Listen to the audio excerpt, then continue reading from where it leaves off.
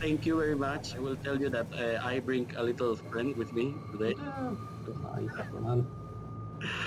So let's cut to the chase. Could you tell me how the hell you made the minions to fight Lovecraftian cosmic horror entity? Because Yeah, that's the main question those days. Involved in the Lovecraftian world, like many people in Europe through the role-playing game.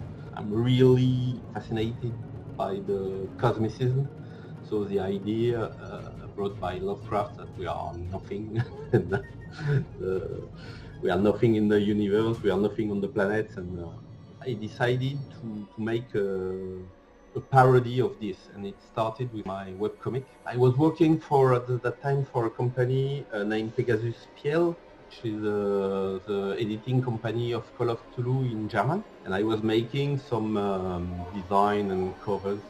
In the same time, I was still working for the animation industry.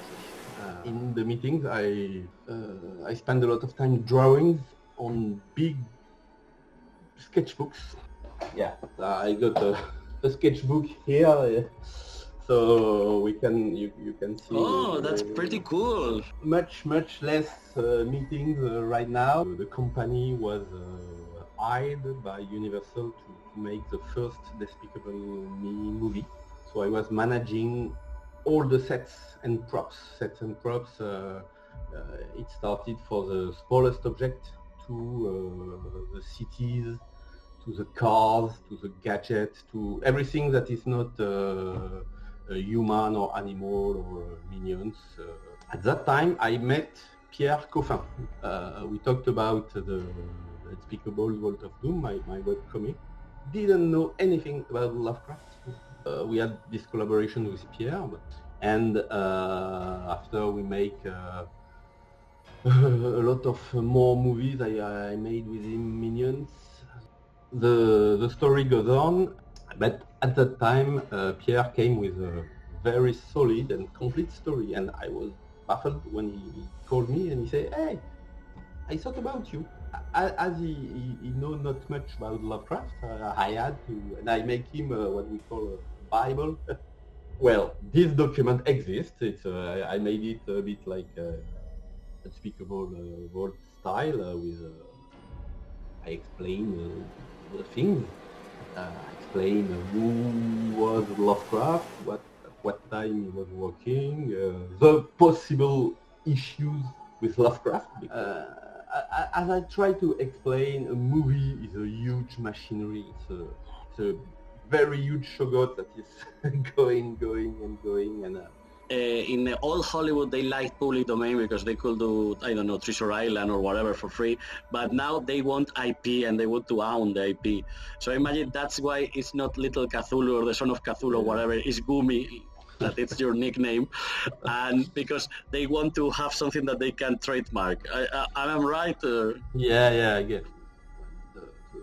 The movie was accepted and started, and it took form with the first 3D model and stuff. At that moment, I say, okay. And so at that moment, I was offered to work as a character designer. When they go to Awake Howard and Philip, the drawing of the scenery is like one of those Mountain of Madness hardcovers. In fact, the quest for the monster was at the beginning much longer. And you also draw the pages of the Necronomicon, is that right? Yeah. Again, it's not the final, but the Cthulhu itself, it's quite close to what I gave. I was at this time more of what we call a concept artist. I worked quite a short time compared to what I do usually. And I have the sensation that you thought that half of the stuff was not going to be in the movie, but it's not only in the movie. It's like surprisingly the main selling point, because the marketing team are not using the Hollywood angle at all. They are using the Cthulhu angle. Goomi is so sellable, and I'm completely aware that it's being processed through the Hollywood machine. Is Lovecraft waiting for his Lord of the Ring? I'm not sure but it's possible. So first of all, thank you very much again, and goodbye. We see you soon. Agna.